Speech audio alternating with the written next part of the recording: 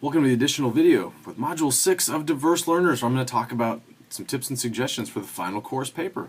So at this point, you have discussed 5 or 6 modules worth of content, depending on when you're watching this video, and the finish line is in sight, right?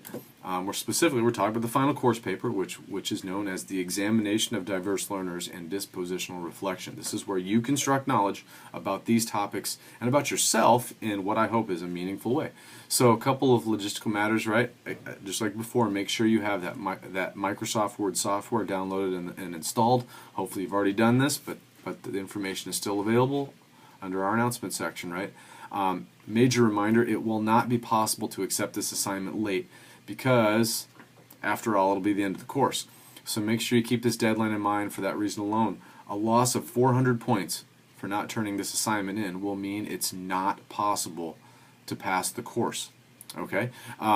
Yes, I will work with appropriately documented extenuating circumstances, as always, as much as I'm able, but obviously you have to keep in mind that when I'm up against the end of the course term, my options are limited. It's when things like incompletes become the option. Do set reminders, calendar dates. Make sure to tell your friends and loved ones not to bother you too much, things like that. Be proactive. Stay on top of that deadline so that you have nothing but the most powerful of momentum moving forward into your next courses for the remainder of spring and possibly into the summer, depending on when you're graduating.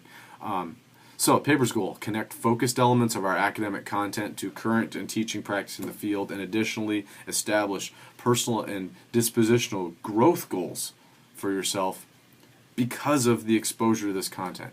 As you do remember, right, as always, writing is a knowledge constructing process. So, you might find it helpful to go to the course schedule, quite literally cross out the module that you wrote your midterm paper about, just so you mentally take that content off the table. Then select 2 other modules that you would like to either link together in an innovative way because you see a strong relationship or connection, or discuss separately. For example, Module 7, Early Childhood topic, has been a very popular one to link with several others, like Module 2 with ELL, Module 4, Disabilities, or Module 5, Gifted Learners. So thus you would end up with Early Childhood ELL teaching, Early Childhood Special Education, or Early Childhood or Gifted Learning, right? So, but again, it's also okay to work with those separately under separate headings and see the template, right, for that organization. So, some of you have emailed me with specific pedagogical approaches or things you like to do that interest you, which you want to write about. That's fantastic, but the final paper really isn't meant to begin in something that you like to do in your classroom, right? It's meant to begin in the course literature and in the theory and in the academic content. So it works best when you start from 30,000 feet, right? Select a broader topic, which would be represented by a module theme or a module topic, and then begin to coalesce into something more classroom ready, something that's more graspable in terms of pedagogical, philosophical, or methodological approach. Those specific ideas that you have that you're wanting to write about might have a place in the paper, but it's really more about that core academic content and what happens when we put new core academic content on the table in the context of teaching and education, right?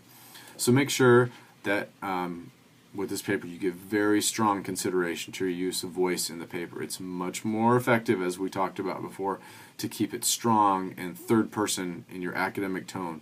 Discuss what teaching should be, what the classroom is, who learners are, right? Avoid lapsing into those first person anecdotes because as you discuss, the content becomes more narrow. It becomes more about the smaller space of your classroom and not so much about the field as a whole.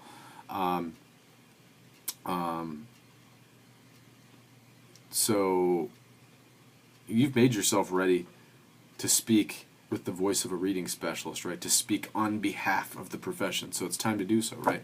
Save the first person voice for the clearly labeled with a heading section for your dispositional reflection and setting of personal goals. For further inspiration, I would suggest revisiting, the midterm documents, revisit your feedback in terms of writing style, right? But also to remind yourself which module to not write about. Examine the handout, examine the rubric under the course paper resources, and in fact, spending time examining the handout and the rubric is one of the most important things you can do, so those documents are to guide you. Remember to use the template file, right? It's set up in APA format for you. Don't copy and paste into it from another third-party software, from something like Google Docs, because erroneous formatting, it will change the formatting.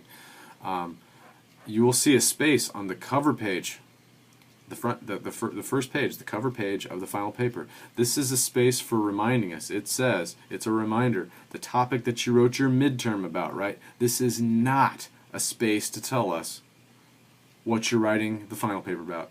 It is a space to remind you and to remind us what your midterm paper topic was. Please read that very carefully on the cover page.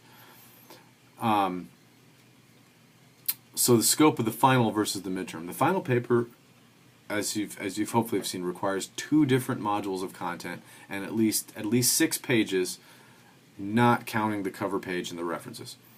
You could consider the optional use of an introduction and a conclusion section. That would leave the remaining portions probably slightly more than 1 page each. If you take a straight up approach to the rubric, that would mean 1 page discussing the academic content of your first chosen module, 1 page applying it to teaching, 1 page discussing the content of your second module choice, 1 page applying it to teaching, plus 1 page addressing your personal and dispositional goals. Another approach might be merging the content and then applying both together. However you would budget your pages of content, right? It all points back to the rubric, but that would put you at probably 5+ pages. So you can think about how you would budget it out. I personally am a little more of a fan of a little bit more of an organic approach to your content, not really working your way backwards from a minimum page limit, right? Because it's only a minimum page limit. But I get that question a lot.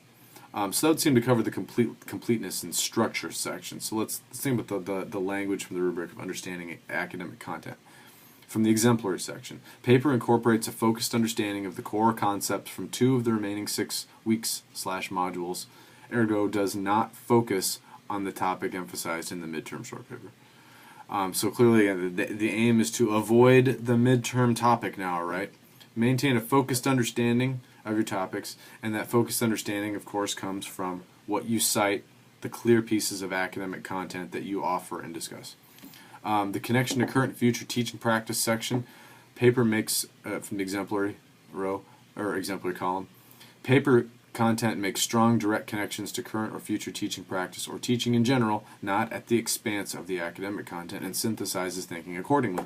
So here, the connections between your academic content and teaching should be direct and specific. The objectives of the class, stated a little bit more elegantly than the syllabus, are to become more aware of the nature and needs of diverse learners and to better serve them in the classroom. So with that in mind, the aim of the goals for professional dispositional growth and implementation section in the exemplary column. Paper concretely identifies changes in personal disposition and sets goals for implementation of ideas intended to change teaching practice. So identifies changes in your dispositional state and the goals that you set for implementing new ideas in your teaching. I think that's a powerful section, and I hope it will be for you too. I hope that at least one of the modules in this class has helped you see a diverse type of learner in a completely different way, hopefully through their eyes, if the dispositional highlight articles have done the trick. Further suggestions for taking it up a notch since the midterm, right, besides merely length, right? Think about specific beneficial change to the classroom. Keep in mind, academic knowledge of best practice, it both justifies and also empowers pedagogical change, right? Again, avoid that first person. Keep teaching, keep the classroom, keep teachers as your active subjects, right? Speak with authority about what teaching is and what it should be. Ultimately, remember, we are ultimately advocates for these diverse learners and their needs. For all of them, in all of these ways, we are their advocates. They're counting on us to be their advocates. Their success in learning may very well require, it may very well hinge upon us being their advocates, right? So yes, it's okay to use first person in your goals, professional dispositional growth section. That's the section. It's all about you, right? And how you hopefully want to be a better, stronger, more effective teacher of students of these diverse needs. Don't wait until 2 days before the deadline to submit that assignment, right? Start early, ponder, organize your content before you write, work in advance, proofread and revise multiple times, right? And as always, please reach out by your ACED email with your questions about this. Looking forward to seeing what you come up with. Wolves up. See you in Module 7.